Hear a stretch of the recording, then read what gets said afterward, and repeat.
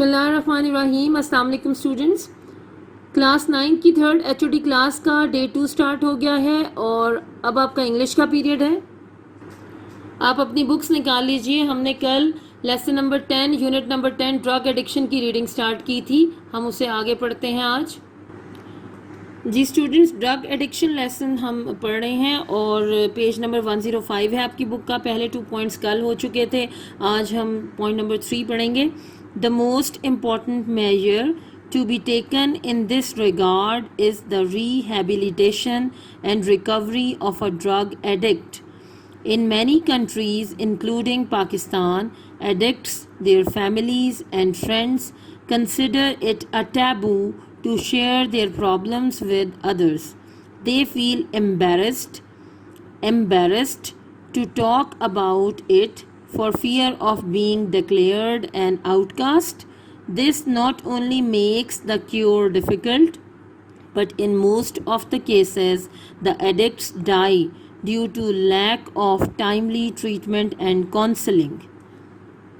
جی اب اس کی ٹرانسلیشن کر لیتے ہیں. The most important measure to be taken in this regard is the rehabilitation and recovery of a drug addict. اس سلسلے میں سب سے اہم قدم اٹھانے کی ضرورت ہے وہ منشیات کے عادی لوگوں کی ریکوری یعنی ان کی صحت یابی کے لیے جو کوشش ہے وہ کرنا, اور ریہیبلیٹیشن یعنی ان کو بحال کرنا, ان کو آباد کرنا یا ان کی اس عادت سے ان کا چھٹکارا دلوانا سب سے امپورٹنٹ بات ہے, سب سے اہم جو ہے قدم ہے جو اٹھانا چاہیے. In many countries, بہت سے ممالک میں including پاکستان سمیت, addicts, their families and friends consider it a taboo.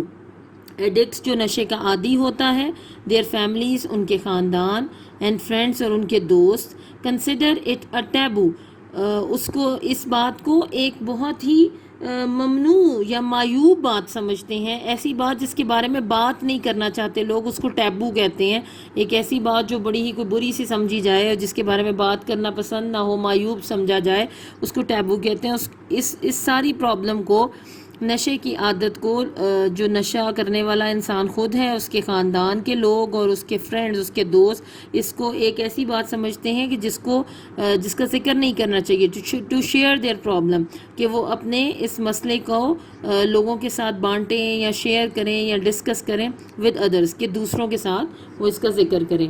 They feel embarrassed, وہ اس بات پر شرمندگی محسوس کرتے ہیں, ٹو ٹاک اباؤٹ اٹ, کہ وہ اس کے بارے میں بات کریں, for fear of being declared an out cost, کیونکہ ان کو یہ خوف ہوتا ہے کہ کہیں ان کو ان کی برادری سے, ان کے جو علاقے کے لوگ ہیں وہاں سے ان کو باہر نہ کر دیں, ان کو ایک ایسا عبرت کا نشان بنا دیں کہ یہ تو جی فلاں ہیں, ان کے ہاں تو لوگ نشہ کرتے ہیں, تو ان کو ایک ایسی معیوب سی کا گھرانہ قرار دے دیں کہ ان سے بات بھی نہیں کرنی, اور ان کو اکیلا نہ چھوڑ دیں کہیں.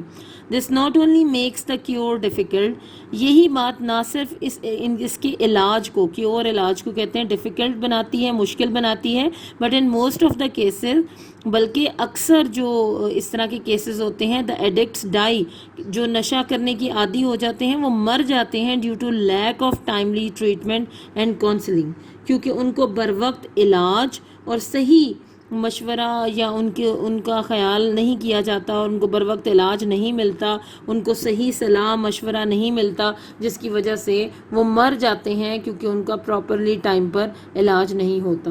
اسٹوڈنٹس, آج آپ نے صرف اس پوائنٹ نمبر 3 کی ریڈنگ کرنی ہے اور بس اسی کو اچھی طرح پڑھنا سیکھنا ہے. آپ اپنے نوٹس نکال لیجئے, ہم کوسچن آنسرز پڑھتے ہیں. جی اسٹوڈنٹس, آج کے دن میں بھی ہم 3 کوسچن پڑھیں گے اور ان کے آنسرز, اور آپ اپنی انگلش کی نیٹ نوٹ بکس پر ان کو نوٹ کیجیے اور ان کو زبانی یاد کر لیجیے. What is the role of counselling in preventing drug addiction? The role of counselling in preventing drug addiction is very important. Through counselling the drug addict is given guidance and support to get rid of the addiction. The role of counseling in preventing drug addiction is very important. Through counseling, the drug addict is given guidance and support to get rid of the addiction. Next question है, are drug addicts aware of the danger of drugs? No, drug addicts are unaware of the danger of drugs. ये बहुत छोटा सा answer है. Why do families feel reluctant to take the drug victims to drug rehabilitation centers? Families feel reluctant to take the drug victims to drug rehabilitation centers because they consider it a taboo to share their problems with other. تو یہ آپ کے 3 questions ہیں جو آج day 2 پر آپ نے اپنی انگلش کی نیٹ نوٹ بکس پر نوٹ کرنے ہیں اور ان کو زبانی یاد کرنا ہے. میں نے ابھی نوٹ کیا کہ یہاں پر ادر لکھا ہوا ہے, آپ اس کو ٹھیک کر لیجیے, یہ ادرز ہوگا. Consider it a taboo to share their problems with others, دوسروں کے ساتھ. جی اسٹوڈنٹس, لاسٹ HOD کلاس میں آپ کو 2 پیراگرافس کروائے گئے تھے, فیشنز اور A River and Flood. یہ میں آپ کے نوٹ سے ہی پڑھ رہی ہوں. آج اگلا پیراگراف پڑھتے ہیں. A Dream, یعنی ایک خواب کا اس میں ذکر ہے. A couple of nights ago I had a terrible dream. Strangely enough, I found myself on the rooftop of a building. A couple of nights ago, 1-2 راتیں قبل مجھے ایک خوفناک خواب آیا. بہت حیرت کی بات ہے کہ I found myself on the rooftop of a building, کہ میں نے اپنے آپ کو ایک بلڈنگ کی چھت پر پایا. It was probably our old house. یہ شاید ہمارا پرانا گھر تھا. The view from the top was magnificent. جو اوپر والی منزل سے نظارہ تھا, سین تھا, وہ بہت شاندار تھا. میگنیفیسنٹ, شاندار. The far and wide green fields, دور پھیلے ہوئے, دور اور بہت ہی زیادہ طویل احاطے پر پھیلے ہوئے سبز جو کھیت تھے. The winding روڈ, وائنڈنگ کیا ہوتا ہے؟ بل کھاتی ہوئی, ایسے جو ٹیڑھی میڑھی سی سڑک ہوتی ہے, عموماً گاؤں دیہاتوں میں نظر آتی ہے. Winding road and hills had a perfect setting. ایسے گھومتی ہوئی جو سڑکیں تھیں اور پہاڑ تھے, وہ سارا سین اور وہ جو گرین فیلڈز تھے یعنی سبز کھیت تھے, انہوں نے ایک بہت خوبصورت مکمل ایک سین اچھا سا کریٹ کر دیا تھا, بنا دیا تھا. سڈنلی, اچانک, آئی فیلٹ اے جولٹ, مجھے ایک جھٹکا محسوس ہوا. And the building begin to move sideways, اور عمارت ایسے لگا کہ دونوں طرف کو جھولنے لگ گئی ہے. It was an earth quick jerk, یہ ایک زلزلے کا جھٹکا تھا. A terrific jerk made the building fall. ایک خوفناک جھٹکے نے, ایک خوفناک جو بہت زوردار جھٹکا تھا, اس نے پوری بلڈنگ کو گرا دیا. It was an earthquake jerk, یہ ایک زلزلے کا جھٹکا تھا. A terrific jerk made the building fall. ایک خوفناک جھٹکے نے پوری عمارت کو گرا دیا. I saw it fall so vividly as I was awake. میں نے اس کو اس طرح سے گرتے ہوئے دیکھا, اتنا کلیئرلی دیکھا کہ جیسے میں جاگ رہا تھا. Luckily I was not hurt at all. میں خوش قسمتی کی بات ہے کہ میں بالکل بھی زخمی نہیں ہوا تھا. Then I saw a tall mighty tree. پھر میں نے ایک بہت ہی بڑا درخت دیکھا. Its leaves and branches disappeared suddenly. اس کے پتے اور اس کی جو شاخیں تھیں وہ اچانک غائب ہو گئے. Its huge trunk began to shake and then it crashed. اور اس کا بڑا سا جو تنا تھا وہ اچانک ہلنا شروع ہو گیا اور وہ بھی گر گیا, پورا درخت یعنی گر گیا. I woke up and felt horrified. میں جاگ گیا اور میں بہت خوف زدہ ہوا. I began to recite verses of the Holy Quran.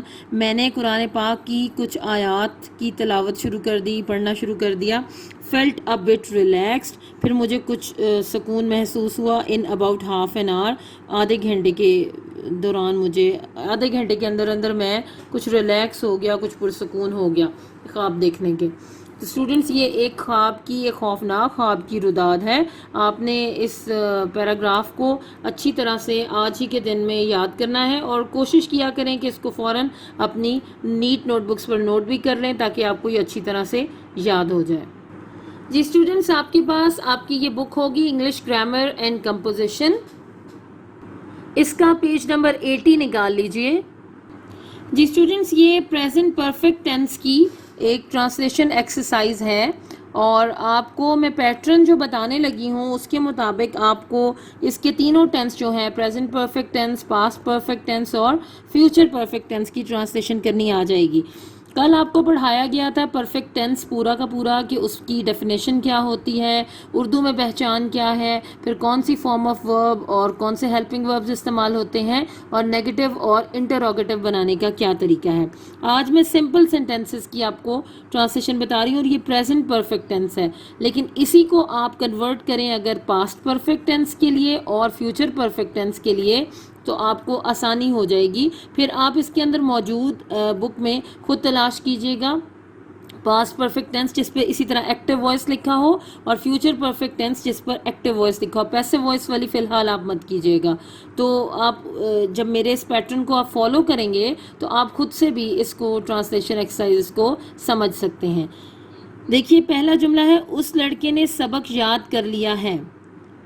اب یہاں پر اگر ہم اس جملے کو دیکھیں تو اس سے ہمیں اندازہ ہوتا ہے کر لیا ہے، یہ پریزنٹ پرفیکٹ ٹینس ہے. اگر یہاں پر ہوتا اس لڑکے نے سبق یاد کر لیا تھا تو یہ پاسٹ پرفیکٹ ٹینس ہو جاتا، اور اگر ہم کہیں اس لڑکے نے سبق یاد کر لیا ہوگا تو یہ فیوچر پرفیکٹ ٹینس ہو جائے گا.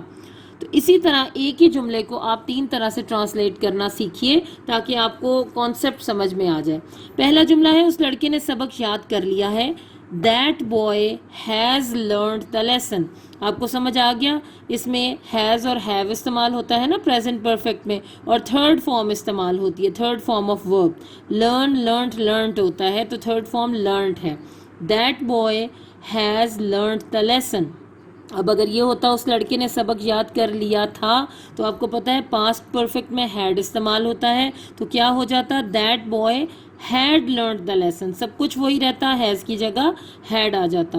اور اگر یہ جملہ ہوتا اس لڑکے نے سبق یاد کر لیا ہوگا تو کیا چینج ہوتا that boy will have learned the lesson. باقی سب کچھ وہی رہتا، صرف ہیلپنگ ورب چینج ہوتے ہیں اس کے اندر، باقی تقریباً تمام جملہ تینوں ٹینسز میں سیم رہتا ہے کیونکہ ایک ہی فارم آف ورب استعمال ہوتی ہے. پریزنٹ پرفیکٹ میں that boy has learned the lesson، past perfect میں that boy had learned the lesson، اور فیوچر پرفیکٹ میں that boy will have learned the lesson. will have اور shall have استعمال ہوتا ہے نا، تو آپ will have لگائیں گے، will have اور آگے وہی رہے گا، صرف آپ نے فارم آف ورب چینج کیا. اب اسی طرح اگر آپ ان 15 جملوں کو سمجھیں کہ یہ آپ کے 45 جملے ہیں اور باقی دونوں ٹینسز کی ساتھ ساتھ آپ اس میں ٹرانسلیٹ کرتے رہیں تو آپ کو بات اور کانسیپٹ سمجھ آ جائے گا. اس لڑکے نے کہانی لکھ لی ہے، اس لڑکی نے کہانی لکھ لی ہے.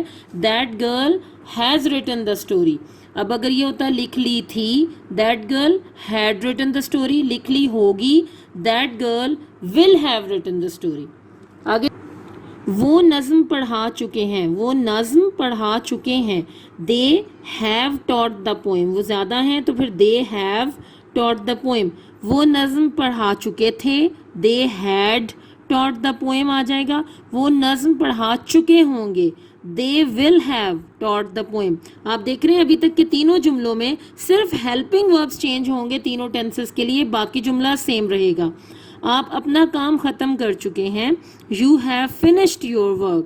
آپ اپنا کام ختم کر چکے تھے you had finished your work. آپ اپنا کام ختم کر چکے ہوں گے you will have finished your work. یہ بھی ویسا ہی ہے. میں ناشتہ کر چکا ہوں I have taken my breakfast. میں ناشتہ کر چکا تھا I had taken my breakfast. یہ دونوں تو سیم رہیں گے. میں ناشتہ کر چکا ہوں گا تو I کے ساتھ میں نے آپ کو بتایا تھا کیا آتا ہے shall. I shall have آ جائے گا. I shall have taken my breakfast. تو ان میں بھی صرف ہیلپنگ وربس کی تھوڑی سی چینج آئی ہے ورنہ باقی جملہ سیم ہے. اب آگے دیکھتے ہیں. ہم نے گیت سن لیے ہیں we have heard the songs. ہم نے گیت سن لیے تھے we had آ جائے گا heard the songs. ہم نے گیت سن لیے ہوں گے، اب یہ we ہے تو اس کے ساتھ بھی shall آئے گا we shall have heard the songs. کتے نے خرگوش کو پکڑ لیا ہے. The dog has caught the rabbit. کتے نے خرگوش کو پکڑ لیا تھا. The dog had caught the rabbit. کتے نے خرگوش کو پکڑ لیا ہوگا. The dog will have caught the rabbit. اب دیکھیے چوہوں نے دیواروں میں بل بنا لیے ہیں. The rats have made holes in the walls. کیونکہ دیواروں ہیں تو پھر ایس بھی آئے گا, walls. اب اگر بنا لیے تھے ہوتا تو the rats had made آ جائے گا, بنا لیے ہوں گے the rats will have made آ جائے گا, یعنی صرف helping verbs چینج ہوں گے. لڑکوں نے گھونسلے سے انڈے چرا لیے ہیں. The boys have stolen eggs from the nest. چرا لیے تھے ہوتا تو the boys had stolen eggs. چرا لیے ہوں گے the boys will have stolen eggs. موسم برسات شروع ہو چکا ہے. The rainy season has set in. موسم برسات شروع ہو چکا تھا. The rainy season had set in. موسم برسات شروع ہو چکا ہوگا. The rainy season کیا آئے گا, will have set in. موسم سرما ختم ہو چکا ہے. The winter has come to an end. موسم سرما ختم ہو چکا تھا. The winter had come to an end. موسم سرما ختم ہو چکا ہوگا. The winter will have come to an end. پودے بڑھ کر درخت بن چکے ہیں. Plants have grown into trees. چکے تھے plants had grown into trees. چکے ہوں گے plants will have grown into trees. غریب آدمی امیر ہو چکا ہے. The poor man has grown rich. چکا تھا had grown آ جائے گا, چکا ہوگا will have grown آ جائے گا. امجد انعام حاصل کر چکا ہے. امجد has won the prize. کر چکا تھا امجد had won the prize. کر چکا ہوگا امجد will have won the prize. won the prize. ہم نے دعوت قبول کر لی ہے. We have accepted the invitation. ہم نے دعوت قبول کر لی تھی. We had accepted the invitation. ہم نے دعوت قبول کر لی ہوگی. We کیا آئے گا we کے ساتھ, جی shall آئے گا. We shall have accepted the invitation. تو اسٹوڈینٹس آئی ہوپ کہ آپ کو میری بات سمجھ آ گئی ہوگی. یہ آپ کے لیے کوائٹ ایزی ہو جائے گا کہ آپ پہلے کانسیپٹ کو سمجھیے. ان 15 جملوں کے آپ 45 جملے بنائیں. پہلے یہ سارے آپ نے, جیسے یہ پریزنٹ ہے, پھر آپ ان کو پاسٹ میں کنورٹ کریں. تھا تھے بس ایڈ ہوگا اور وہاں پر صرف ہیڈ کی چینج آئے گی, ہیڈ کی, کیونکہ پاسٹ میں سیم رہتا ہے, ہیڈ آتا ہے. اچھا پھر جب لیا ہوگا, لیے ہوں گے ہو جائے گا, چکا ہوگا, چکے ہوں گے ہوگا, فیوچر پرفیکٹ آ جائے گا تو ول ہیو آتا رہے گا. صرف 2-3 جگہ ہیں جہاں آئی اور وی ہے تو وہاں پر شیل ہیو ہو جائے گا. باقی سیم رہے گا جملہ. آپ کو پریکٹس بھی ہو جائے گی. آپ آج ہی کے دن میں کوشش کیجئے کہ یہ 45 سینٹینسز بنا لیجئے اپنی انگلش کی نیٹ نوٹ بکس پر. آپ کو کانسیپٹ سمجھ آ جائے گا. پھر آپ بک میں سے پاسٹ پرفیکٹ ٹینس کی ایکٹیو وائس والی ایکسرسائز ڈھونڈ کے دیکھیے گا. سیم یہی پیٹرن ہوگا. Thank you. السلام علیکم اسٹوڈینٹس. ڈے 7 میں آپ کو ویلکم کہتے ہیں اور اپنا اردو کا آج کا کام شروع کرتے ہیں. جی اسٹوڈینٹس, تو اب ہم نے کل تک جہاں سے پڑھا تھا وہاں سے آگے پڑھتے ہیں. آپ دیکھتے ہیں کہ بیوی جو ہے وہ بار بار اس کے سراہنے بولی جا رہی ہے اور وہ اسے کہہ رہا ہے کہ تم جاؤ تو دروازہ بند کر کے جاؤ, لیکن وہ پھر بھی نہیں جا رہی. کیا کہتی ہے بیوی, ارے ہاں یہ تو میں نے دیکھا ہی نہیں, ڈاکٹر صاحب کھانے کے لیے کیا کیا چیزیں لکھ کے گئے ہیں, کہاں گیا ان کا لکھا ہوا کاغذ, یہ اے لو یہ نیچے پڑا ہوا ہے, ابھی کہیں کوڑے میں چلا جاتا تو مالٹڈ ملک, نارنگی کا رس, ساگودانے کی کھیر, کیا تیار کرا دوں اس وقت کے لیے, میاں جو جی چاہے. بیوی, اس میں میرے جی جانے کا کیا سوال ہے, کھانا آپ کو ہے یہ مجھے. میاں, ساگودانہ بنا دینا تھوڑا سا. بیوی, بس اس سے کیا بنے گا, یخنی پی لیتے تھوڑی سی, چوزے کی یخنی بنوا دیتی ہوں, مقوی چیز ہے, طاقت دینے والی چیز ہے. بیوی, میاں بنوا دو. بیوی 2 قدم چلتی ہے, مگر میں نے کہا دیر لگ جائے گی یخنی کی تیاری میں, چوزا بازار سے منگوانا ہوگا. اس للو کو تو جانتے ہو, بازار جاتا ہے تو وہیں گھر ہو کر رہ جاتا ہے. میاں بیوی, تو پھر یوں کرتی ہوں, صحن میں بچہ پٹ پٹ گاڑی چلانے لگتا ہے. میاں, ارے بھئی اب یہ کیا کھٹ پٹ شروع ہو گئی ہے. بیوی, ننھا ہے آپ کا, عید کے روز میلے میں سے یہ کھلونا گاڑی لے آیا تھا, نہ اس کمبخت کا دل اسے بھرتا ہے نہ وہ کمبخت ٹوٹتی ہے. ارے میں نے کہا ننھے, نہیں مانے گا نا مراد, چھوڑ اپنی پٹ پٹ کو, جب دیکھو لیے پھر رہا ہے.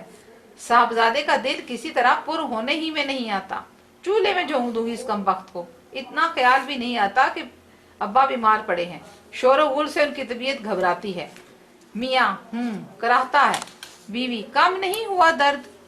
मियाँ बीवी तो मैं क्या कह रही थी, खाने का पूछ रही थी। फिर नन्हे की पटपट की आवाज, फिर वही नहीं मानेगा नामुराद, ठहर तू जा। गुस्से में जाती है, मियाँ कराहता है, दूर से बीवी की आवाज आ रही है, छोड़ ये अपनी पटपट। बच्चा रोने लगता है, चुप नामुराद, इतना ख्याल नहीं, अब्बा बीमार पड़े हैं, डॉक्टर ने कहा है शोरगुल ना हो, उन्हें तकलीफ होगी। चुप, खबरदार जो आवाज निकाली गला घूंट डालूंगी। बच्चा रोना बंद करने की नाकाम कोशिश करता है। कमबख्त का जो खेल है ऐसा ही बेढंगा है, चल इधर, नहीं चुप होगा तू। खींचती भी ले जाती है। मियाँ इस हंगामे से जिच होकर कराहे जा रहा है। बीवी की आवाज गायब होते ही कमरे में झाड़ू फिरने की आवाज आने लगती है। मियाँ चौंक कर, अरे भाई ये गर्द कहाँ से आने लगी, लाहौल वाला कुवत, अरे ये क्या हो रहा है। मुलाजिम, झाड़ू दे रहा हूँ मियाँ। मियाँ कमबख्त दफा हो यहाँ से। मुलाजिम, बीबी जी। मियाँ, बीबी जी का बच्चा, निकल यहाँ से, कह दे इनसे। मुलाजिम जाता है, कवाड़ बंद करके जा। मियाँ करा कर चुप हो जाता है। टेलीफोन की घंटी बजती है और बजती रहती है। अरे भाई कहाँ गई, अरे कोई टेलीफोन सुनने तो आओ, लाहौल वाला कुवत। खुद उठता है, हेलो मैं इशफाक बोल रहा हूँ। बेगम इशफाक किसी काम में मसरूफ हैं, इस वक्त कमरे में नहीं है। जी यहाँ कोई ऐसा नहीं है जो उन्हें बुला लाए, मैं अलील हूँ। क्या फरमाया आपने? आवाज देने के लिए जरूरी है कि नहीं कि गला भी खराब हो, आप फिर किसी वक्त फोन कर लीजिएगा। मैंने अर्ज किया ना, चूंकि मैं बीमार हूँ कमरे से बाहर नहीं जा सकता। फोन जोर से फोन बंद करता है, बद तहजीब, गुस्ताख कहीं की। बीवी, मुझे बुलाया था, है तुम क्यों उठे क्यों? मियाँ, इतनी आवाजें दी कोई सुने भी। बीवी, तोबा तोबा, लेटो लेटो, मैं जरा गोदाम में चली गई थी, लल्लू को रेठे निकाल कर दे रही थी। बुलाया क्यों था? हमसाये के यहाँ गाना शुरू होता है। मियाँ, फोन था तुम्हारा। बीवी, किसने किया था? मियाँ, होगा कोई, अब मुझे क्या पता। बीवी, जब उठी खड़े हुए थे ना तो नाम पूछ लेना कोई गुनाह था?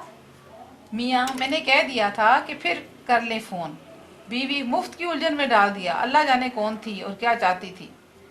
मियाँ, अरे भाई कोई ऐसा जरूरी काम तो नहीं था, वरना मुझे पैगाम ना दे देती। तुम खुदा के लिए इन हमसाये के साहबजादे का हारमोनियम और गाना बंद कराओ, मेरा सर फटा जा रहा है। बीवी, अब इसे क्यों कर रोक दूं मैं? मियाँ, बाबा एक दफा लिख कर भेज दो, मैं बीमार हूँ, डॉक्टर ने कहा है मेरे लिए आराम और सुकून की जरूरत है। एक रोज इनके साहबजादे ने नगमा सराई ना फरमाई तो दुनिया किसी बड़ी नेमत से महरूम ना हो जाएगी।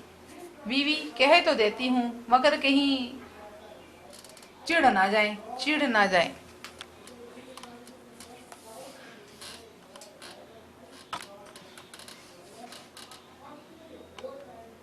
जी। मियाँ, मुनासिब अल्फाज लिखो ना।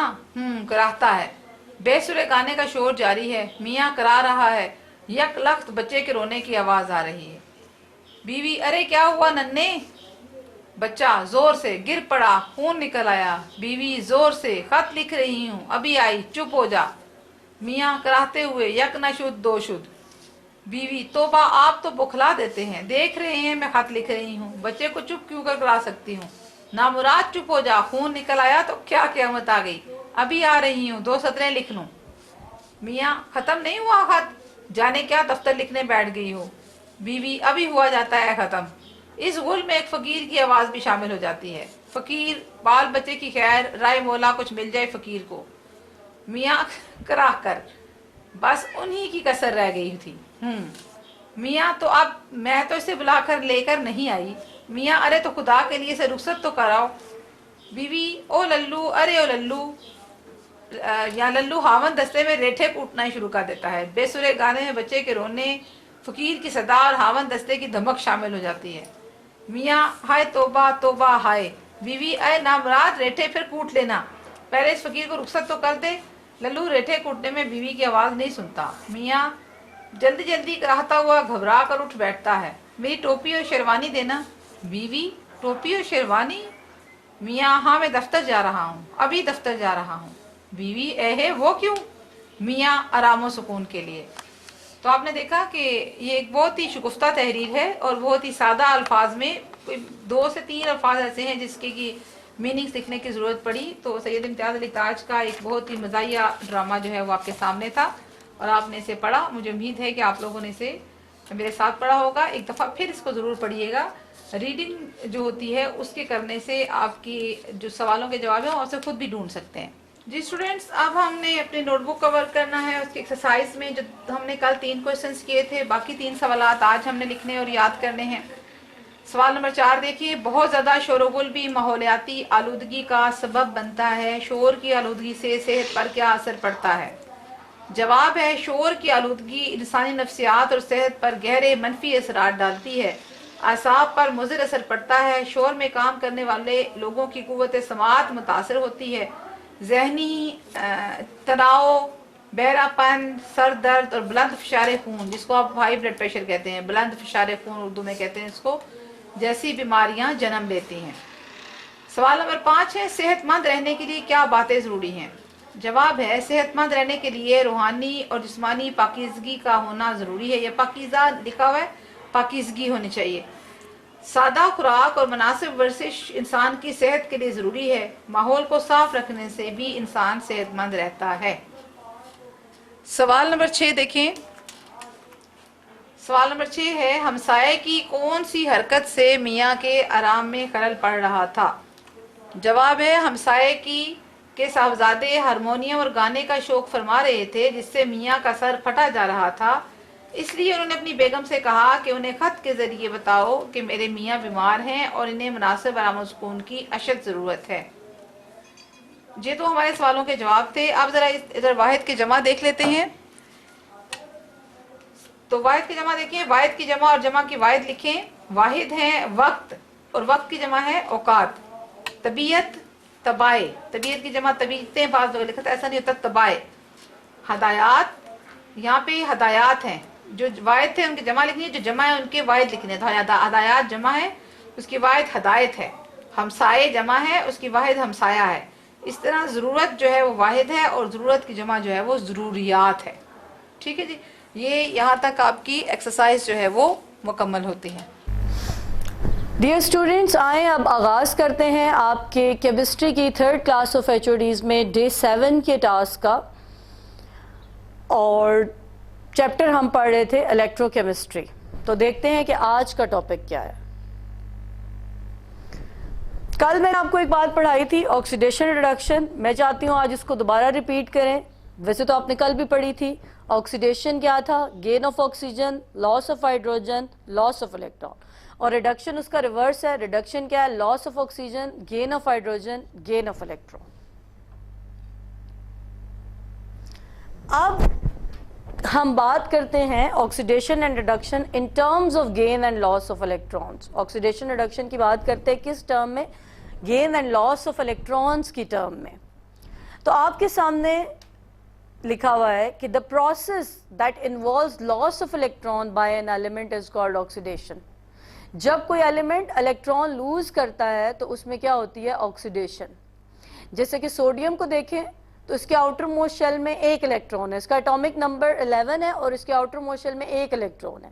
جب وہ 1 الیکٹران لوز کرتا ہے تو کیا بن جاتا ہے؟ Na پوزیٹیو سوڈیم آئن. تو یہاں کیا ہوا ہے؟ جب سوڈیم آئن میں کنورٹ ہوتا ہے الیکٹران لوز کر کے تو اس کی کیا ہوتی ہے؟ آکسیڈیشن.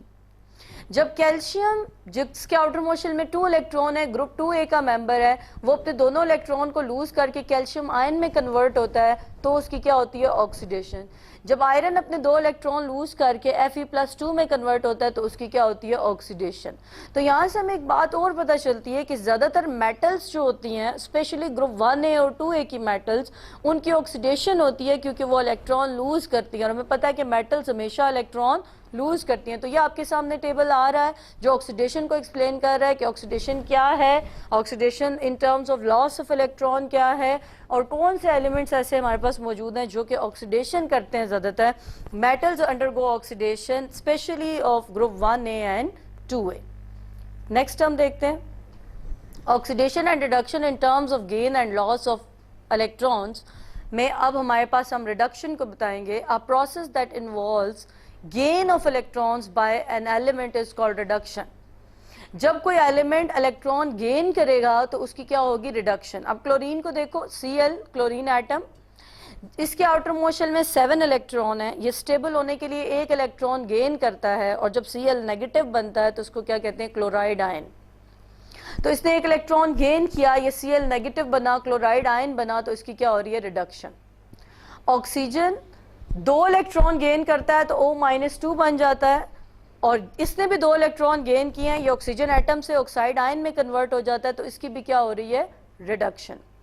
سلفر بھی 2 الیکٹران گین کرتا ہے تو کیا بن جاتا ہے, سلفائڈ آئن. اسٹیبلائز ہونے کے لیے آکسیجن کے آؤٹر موسٹ شیل میں 6 الیکٹران ہے, یہ گروپ 6A کا ممبر ہے, یہ 2 الیکٹران گین کر کے سٹیبل ہو جائے گا. سلفر بھی گروپ 6A کا ممبر ہے, یہ 2 الیکٹران گین کر کے سٹیبل ہو جائے گا. یہاں سے ہمیں ایک بات پتہ چلتی ہے, ہم ایک کنکلوژن نکالتے ہیں, mostly elements of group 6A and 7A gain electrons and undergo reduction. Mostly جو گروپ 6A اور 7A کے ایلیمنٹس ہیں اور نان میٹلز موسٹلی کیا کرتے ہیں, الیکٹران گین کرتے ہیں اور ان کی ریڈکشن ہوتی ہے.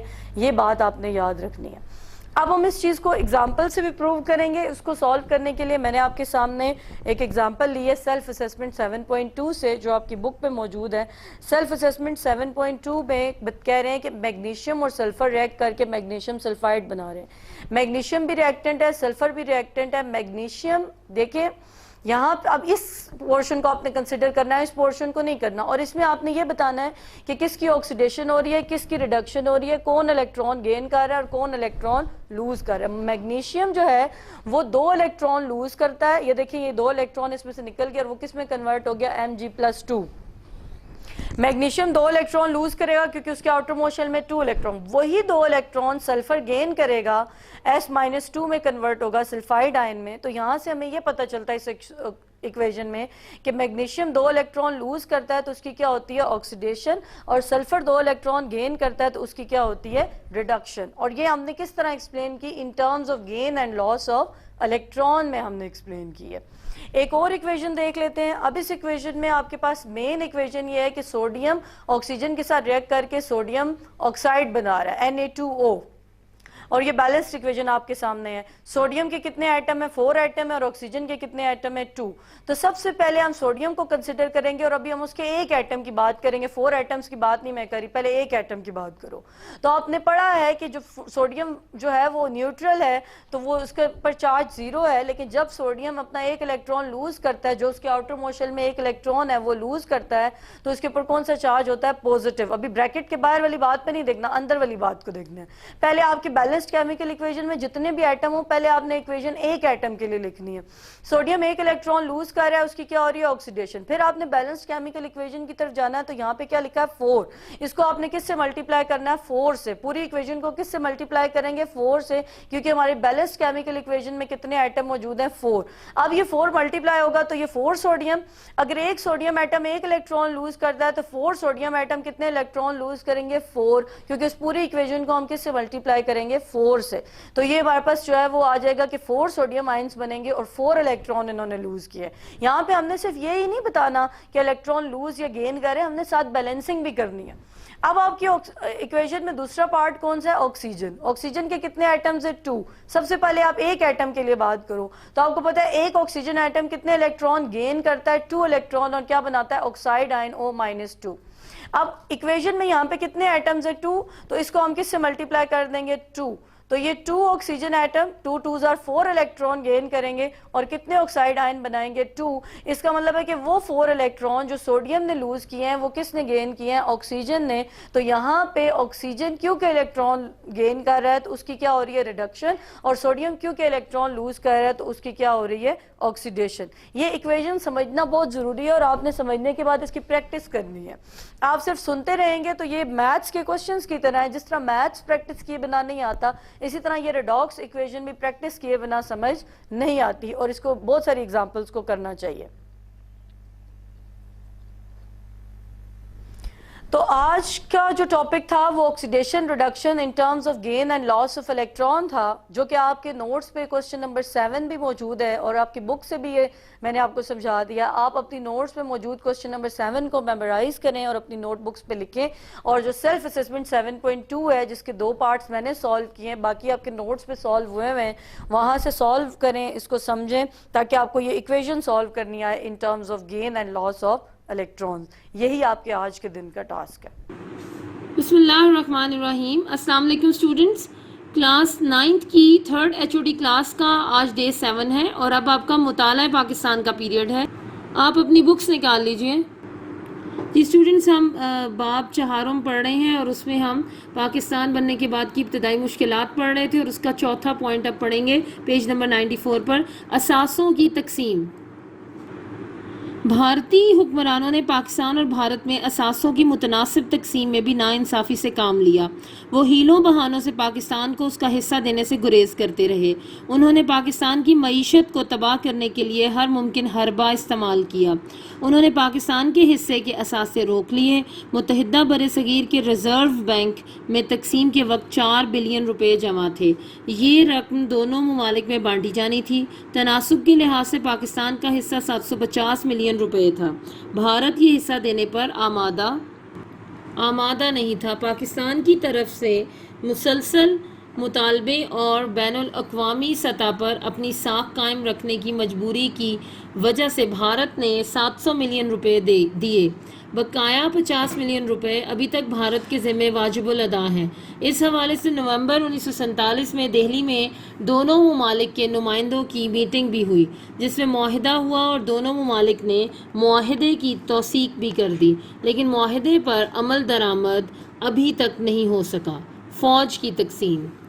برصغیر کی تقسیم کے بعد فوجی اثاثوں کو دونوں نئے ممالک میں تناسب کے مطابق تقسیم کرنا بھی ضروری تھا، لیکن اس معاملے میں بھی انصاف سے کام نہ لیا گیا. بھارت پاکستان کو کمزور رکھنا چاہتا تھا تاکہ وہ بھارت کا حصہ بننے پر مجبور ہو جائے.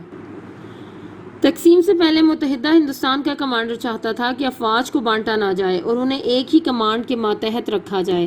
مسلم لیگ نے اس کے موقف کو تسلیم نہ کیا اور اصرار کیا کہ فوجی وسائل اور اثاثے دونوں ممالک میں بانٹ دیے جائیں.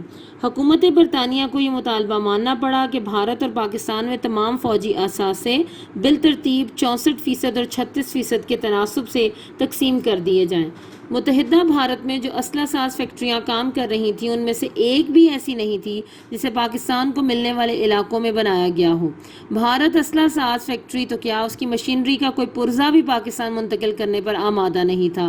کافی تکرار کے بعد طے پایا کہ اسلحہ ساز فیکٹریوں کے حوالے سے پاکستان کو 60 ملین روپے دیے جائیں گے تاکہ وہ اپنی اسلحہ ساز فیکٹری قائم کر سکیں.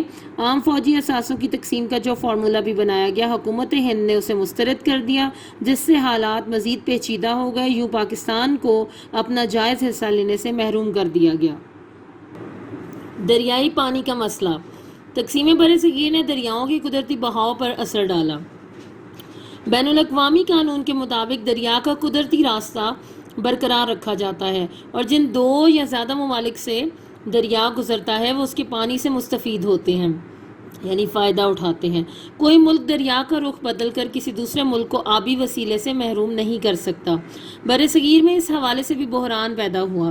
پنجاب اور سندھ کو دریائے سندھ اور اس کے معاون دریا جہلم، چناب، راوی، ستلج اور بیاس سیراب کرتے آ رہے تھے.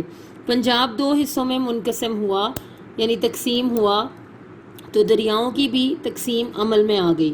راوی، ستلج اور بیاس بھارت کی سرزمین سے گزر کر پاکستان میں داخل ہوتے ہیں. اس نے اپریل 1948 میں مغربی پنجاب کو آنے والے پانی کا راستہ روک لیا. یہ قدم پنجاب اور سندھ کی معیشت کو تباہ کرنے کے مترادف تھا، کیونکہ ان علاقوں میں فصلوں کی آبیاری کا یقینی ذریعہ دریا ہی ہیں. ایک بڑی زیادتی ریڈ کلف کی سربراہی میں بننے والے حد بندی کمیشن نے کی. اس نے سرحد کا تعین کرتے وقت اکثر ہیڈ ورکس مسلم اکثریتی علاقوں میں ہونے کے باوجود بھارت کے حوالے کر دیے. یہ سازش پاکستانی زراعت اور معیشت کی تباہی کا سبب بن سکتی تھی. بھارت نے دریائے ستلج پر ڈیم بنانے کا فیصلہ کیا تو پاکستان نے سخت احتجاج کیا اور عالمی برادری کو اپنے مسئلے سے آگاہ کیا. یہ گیا غلط ہے، اس میں آگاہ کیا. عالمی بینک کی مدد سے دونوں ممالک کے مابین 1960 میں ایک معاہدہ سندھ طاس طے پایا. یہ بہت امپورٹنٹ ڈیٹ ہے سندھ طاس معاہدے کی. 3 دریاؤں راوی، ستلج اور بیاس پر بھارت کا حق مان لیا گیا اور دوسرے 3 دریا سندھ، جہلم اور چناب پاکستان کو سونپ دیے گئے. اور لاسٹ پوائنٹ ہے ریاستوں کا تنازع.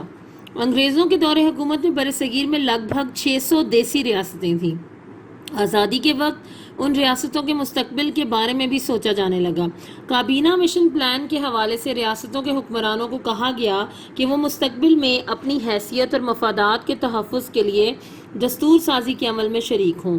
حکمرانوں کو کابینہ مشن نے یہ بھی تلقین کی کہ وہ فیصلہ کرتے وقت اپنے عوام کی پسند اور مذہبی رشتوں کا دھیان رکھیں۔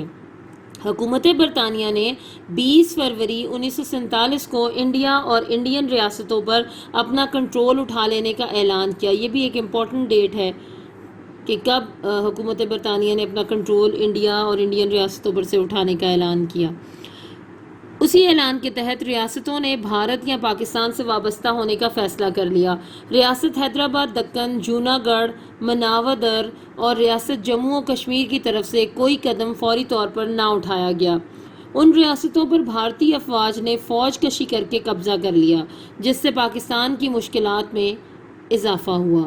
یہاں تک اسٹوڈنٹس آپ کی آج ڈے 7 کی ریڈنگ ہے۔ اب اس کو بار بار سنیے، میں اب اس سے ریلیونٹ آپ کو کوسچنز کرواتی ہوں۔ جی اسٹوڈنٹس، آج کا ہمارا یہ ٹاپک ہے، اسی سے ریلیونٹ یہ کوسچن ہے۔ لانگ کوسچن نمبر 1 ہے، نمبر 5 یہاں اوور آل لکھا ہوا ہے۔ پاکستان کی ابتدائی مشکلات کا جائزہ لیجیے۔ آپ اپنے نوٹس نکال لیجیے، ہم وہاں سے آپ کو پڑھاتے ہیں۔ اسٹوڈنٹس، آپ چاہیں تو اس کوسچن کا آنسر بک سے بھی یاد کر سکتے ہیں۔ جو ٹاپک آج ہم نے پڑھا ہے، کمپلیٹ کیا ہے، وہ ایز اٹ از یاد کر سکتے ہیں۔ چاہیں تو آپ نوٹ سے کر سکتے ہیں۔ پاکستان کی ابتدائی مشکلات کا جائزہ لیجیے۔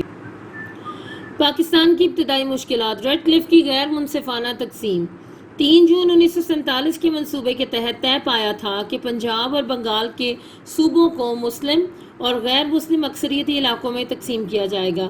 برطانوی ماہر قانون سر ریڈ کلف نے لارڈ ماؤنٹ بیٹن، یہ کچھ ٹھیک نہیں لکھا ہوا، اسے ٹھیک کر لیجئے جی، آپ اس کو ٹھیک کر لیجئے گا، لارڈ ماؤنٹ بیٹن کے دباؤ میں آ کر غیر منصفانہ تقسیم کی، جس کی وجہ سے بہت سے ایسے علاقوں سے پاکستان کو محروم کر دیا گیا جن پر ان کا حق بنتا تھا۔ مہاجرین کی آباد کاری: قیام پاکستان کے بعد بھارت میں رہنے والے مسلمانوں نے اپنے نئے وطن آنے کا فیصلہ کیا۔ لاکھوں خاندان اپنا سب کچھ چھوڑ کر پاکستان کی طرف روانہ ہوئے۔ یہ ہوئے کو آپ ٹھیک کر لیجئے گا، کیونکہ یہ دیکھیے وہ مس پرنٹ ہے، تو یہاں سے وہ اس سائڈ پہ گیا ہوا ہے، آپ ٹھیک کر لیجئے گا۔ یہ بے گھر، لٹے پٹے، پریشان حال۔ اسٹوڈنٹس، یہ حال ہے اور ہے کے اوپر نقطہ نہیں ہوتا۔ پریشان حال مسلمان پاکستان آئے تو انہیں عارضی کیمپوں میں رکھا گیا۔ اگر کیمپوں میں جگہ نہ رہی تو مہاجرین کو جہاں جگہ ملی انہوں نے کھلے آسمان تلے ڈیرے لگا لیے۔ انتظامی مشکلات: ابتدا میں پاکستان کو بہت مشکلات پیش آئیں۔ پاکستان کے علاقوں میں سرکاری ملازمتوں پر فائز غیر مسلم بڑی تعداد میں بھارت چلے گئے۔ دفاتر خالی ہو گئے۔ دفاتر میں اسٹیشنری، فرنیچر اور ٹائپ رائٹر وغیرہ کی کمی تھی۔ اکثر دفاتر نے کھلے آسمان تلے کام شروع کیا۔ ہندو بھارت جاتے ہوئے دفتری ریکارڈ غائب کر گئے۔ یہ ریکارڈ کا بھی دیکھیں آپ، یہ رے اور ڈال آگے آیا ہوا ہے، یہ پرنٹنگ میں کچھ مسٹیکس ہو جاتی ہیں، آپ ٹھیک کر کے لکھا کریں۔ ریکارڈ غائب کر گئے، جس کی وجہ سے دفاتر میں کام میں بڑی دشواریاں پیش آئیں۔ اثاثوں کی تقسیم ہندوستان کے قانون کے تحت پاکستان کو تمام سرکاری اور غیر سرکاری اثاثوں میں سے 17.5% حصہ ملنا تھا، اور یہ مکمل بات نہیں ہے، آپ بک سے دیکھیے بے شک، اور آگے آپ لکھ سکتے ہیں کہ جن میں سے ان کو وہ حصہ نہیں ملا۔